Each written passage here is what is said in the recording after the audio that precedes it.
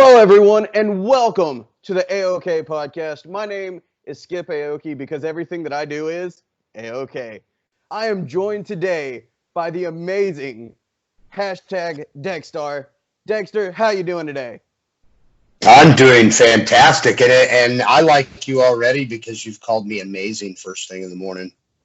That I like to make my guests feel special because they truly are. All of my guests are wonderful. I have been wanting to get a hold of you for quite some time to talk to you. I'm glad that we finally got the chance to talk. So how have you been doing during this time with no wrestling? What's been keeping you busy? I'm doing all right, man. I'm surviving probably better than most, man. It's given me an opportunity to read more books, to catch up on some television shows that I didn't get to see finales of, Yeah, over the last year because of wrestling. And man, I've enjoyed the seclusion of working out in my own home. Sometimes the gym, everybody can be all up in your bubble and everything like that. And sometimes you just want some quiet and some peace. So yeah. I've enjoyed the solitude of trying to stay in shape and working out. Big part's been eating right. Sometimes you get bored and you eat when you're bored, but I've been doing pretty good, man. I've been I staying in contact with other people as well to see how they're doing. So it's kind of a big support group. Yeah, I've reached out to a bunch of different performers saying, "Hey, man, how are you doing? How are you holding up? Hope everything's going good for you." And with these interviews, that's kind of what I'm trying to work with, just trying to make sure that everyone is good. Try to get more eyes on the product that is out there. That way, whenever we do get going again, people we can hopefully attract new fans. That way, we help out the wrestlers and everything. Uh, Uh, what shows have you been catching up on? I have one more episode of Criminal Minds from the final season. Hmm. I'm big on MacGyver. I've got an episode or two to catch up to be current with that. I'm also a big fan of Homeland, which is a kind of a political show on Yeah. Showtime about CIA. Um, and then the other one I really enjoy watching, besides MacGyver, is I enjoy The Blacklist. I've watched that from the beginning, and I've got one more show to get current with them. So that's Yeah. my list. Ozark on Netflix. Ozark's a really cool show. For those of you who've never seen it, go check that out. Yeah. We my girlfriend's been watching Ozark. She's been trying to get me in there to watch it, but I'm running around doing everything. I don't think I've been this busy whenever I was fully employed. It's crazy how much I'm doing. Now, how, for the fans that don't really know who you are, because we do have some casual fans that watch this show. How did you get your start? Like, what avenues did you go through? What time frame was that? But just explain what you did to get to where you are now, because you're like a social media guru. I see you everywhere. Man, it's really funny yet simple at the same time.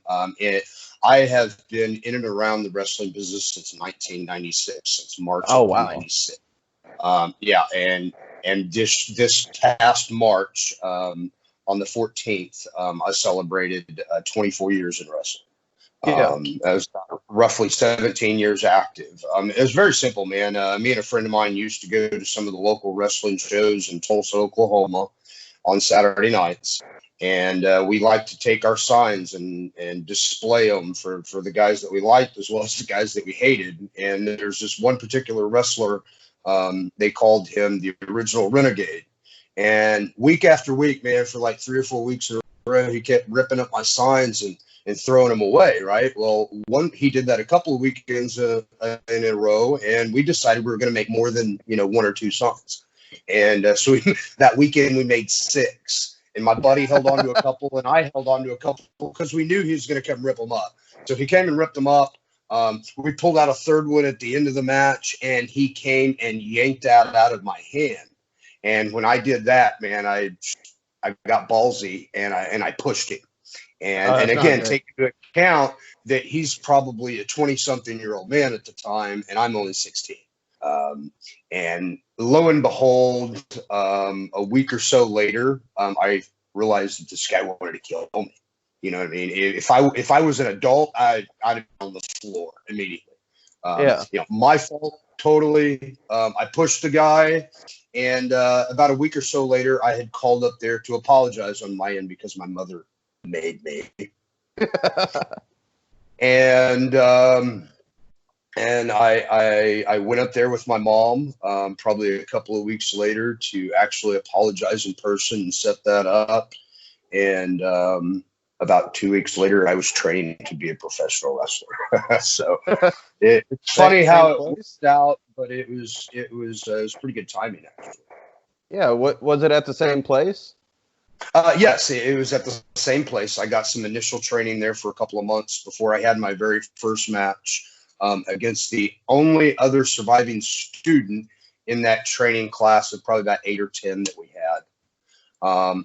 After that, that initial company folded pretty quick, but I got connections with other people, and I got training through Mr. Ebony Tom Jones, who is a legend in this business. You can name drop him to anyone, and they know who he is. Mm-hmm. I also got some additional training with Mabel Big Viscera.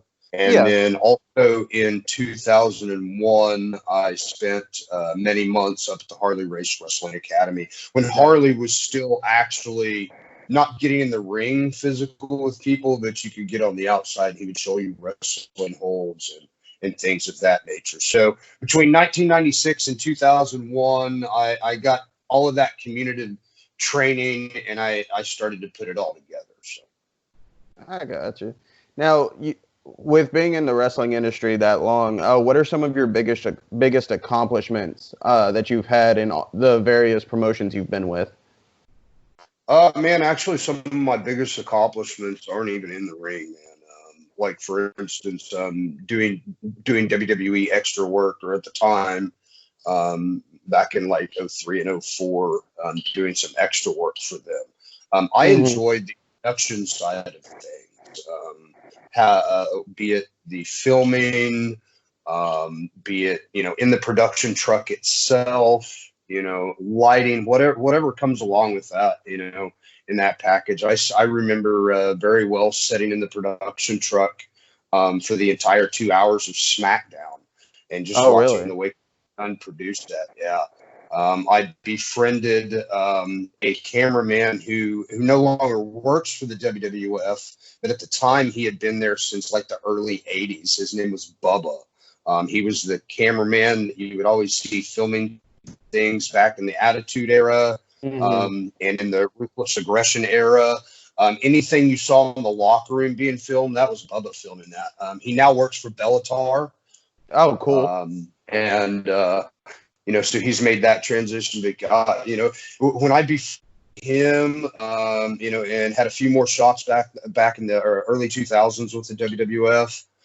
Man, that's what I really enjoyed. Rather than sitting around in the little locker room area there like everyone else does and watching the show on the big screen, where all the wrestlers sat back there, I enjoyed sitting in other locker rooms, the production locker rooms.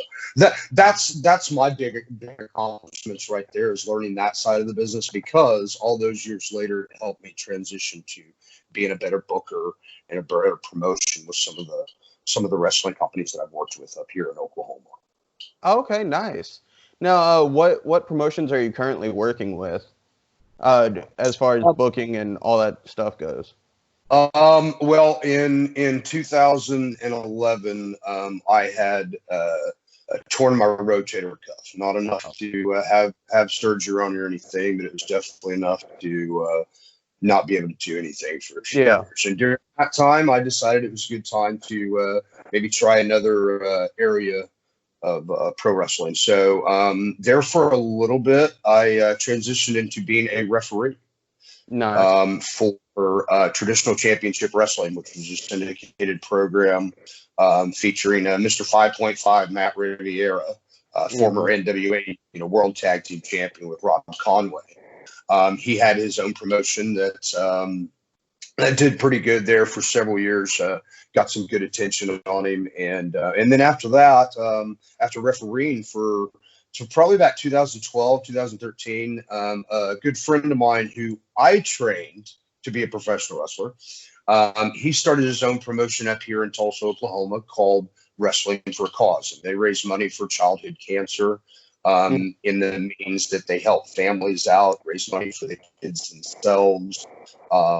Sometimes they do things for adults that are in need, of medical care or anything like that. And that was my opportunity to become a booker and really try that out and see what I was good at, man. Writing shows once a month, writing scripts, trying to come up with stories for guys. And, you're never going to please anyone, of course, but from the 2013 to probably about late 2017 is when I did the booking for that company. And it was pretty interesting, man. It was a good learning experience. It was almost like being a grade teacher all over again at times, but it felt like babysitting guys.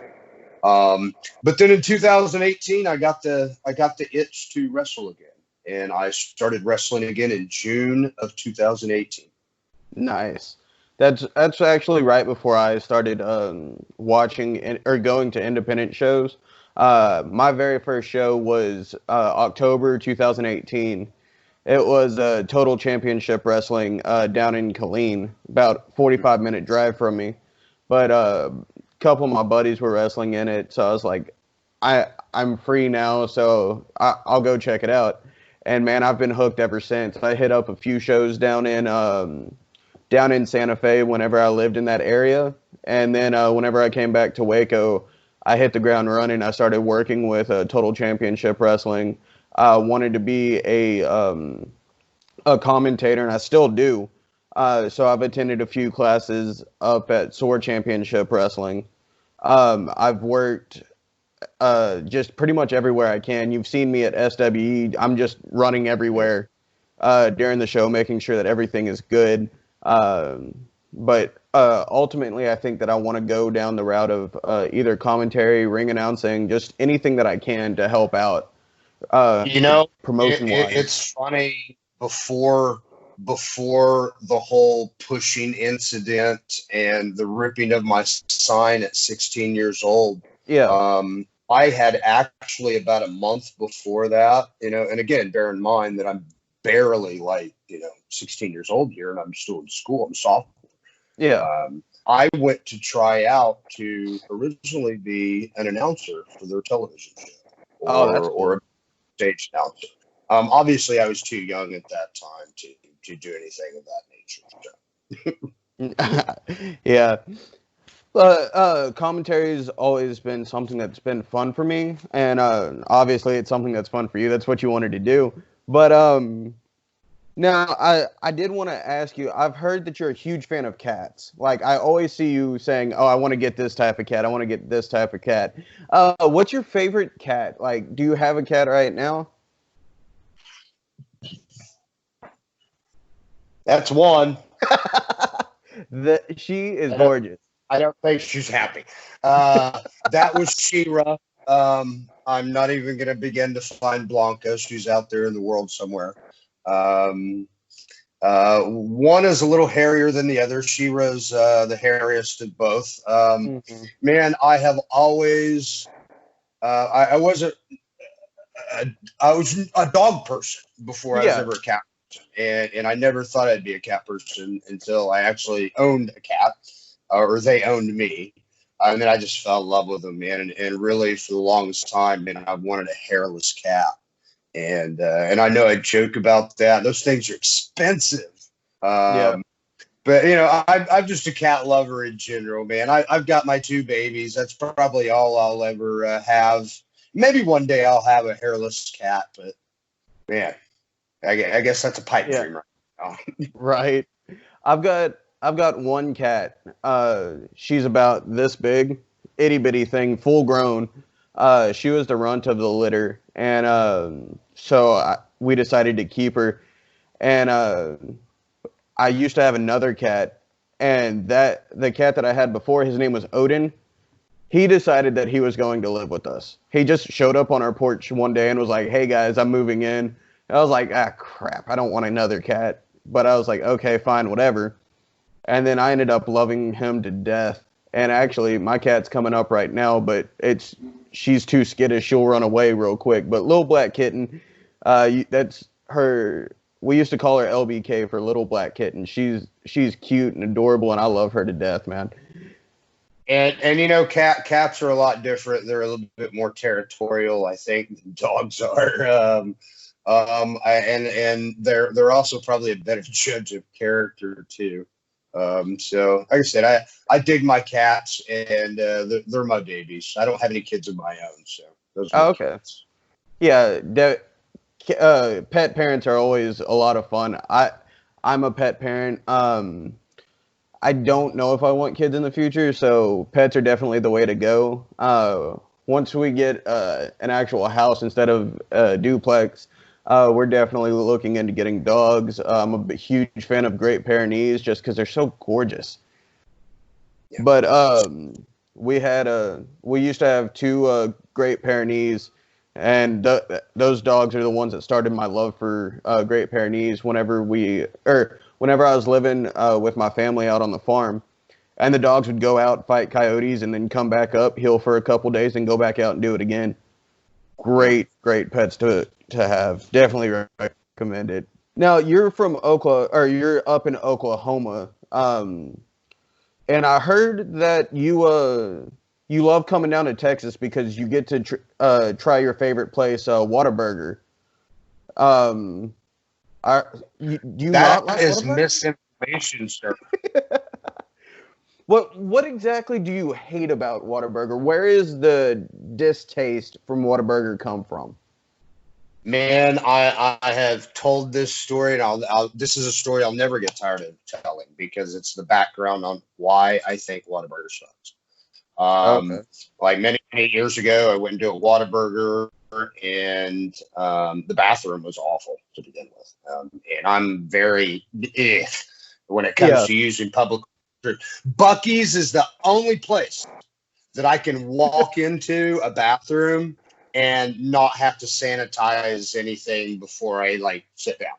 Shout out to Buc-ee's. But anyway, so that was one strike against the Whataburger was the bathroom, and the other one was about 24 hours later. I got food poisoning. The burger was undercooked. Oh my goodness. And yeah, so and that immediately ruined it for me as far as that goes. And now I'm not gonna lie, people think it's a gimmick or it's a work, but it's definitely not. There's only one thing that I will really eat from Whataburger if nothing else is open, and that is their chicken butter biscuit and an orange juice. That's it. It's the only thing I'll ever eat from there. And I've taken a sip off of the Dr. Pepper milkshake. Not a fan? Not a fan at all. In and out for life. Yeah. No, Whataburger. We'll argue on that later. But now, before I let you go, are there where can people find you on social media? Where can they catch you wrestling whenever all of this is over? Just I guess I'm trying to say, where can people follow you and help support you in your journey? My social media platforms are Facebook, TikTok, YouTube, and Instagram, and you can search either Dexstar or Dexter Hardaway on all the social media platforms and find me. If you are interested in any merchandise, be it ring-worn memorabilia, shirts, pictures, anything like that, you can hit me up through Instant Messenger. You can also email me. It is BLANKABLUE80@gmail.com. And to answer the question where you'll find me, man, I've got a first and foremost, my first show will probably be for Metroplex Wrestling. There's a lot of a lot of questions left to be answered there since the last show that I appeared on. I've also got Wrestling for a Cause up here in Oklahoma. I know scheduled for earlier this summer was supposed to be Global Wrestling Federation reunion, a GWF reunion. And as far as I know, that's been pushed back to July, so you'll see me there. We also have the SWE Fury TV tapings that we'll pick up as soon as this coronavirus suck stuff is over. So and also I've been in talks, obviously nothing's going to happen until we get through this and are able to wrestle again. But you'll see me more out east, North, South Carolina, Tennessee, Georgia. That's pretty much a guarantee over the next year. Some of that stuff was supposed to happen, now and, a month or two from now, but obviously that's been pushed back. So no worries. All that'll happen. My hope for everyone, honestly, is just to stay safe, adhere to what we're supposed to adhere to. And, hopefully this thing doesn't spread, in a massive wave, on the second round like they're expecting it to. Yeah. So. All right. Well, I really do appreciate you. Hashtag Deckstar. Thank you for spending time with me. Thank you for just hanging out, giving us some knowledge. Everyone remember to like, share, subscribe the video, hit the bell for notifications, all that good stuff. And we will see you next time on the A-Okie show. Thank you, everyone. Thanks for having me. Yes, sir.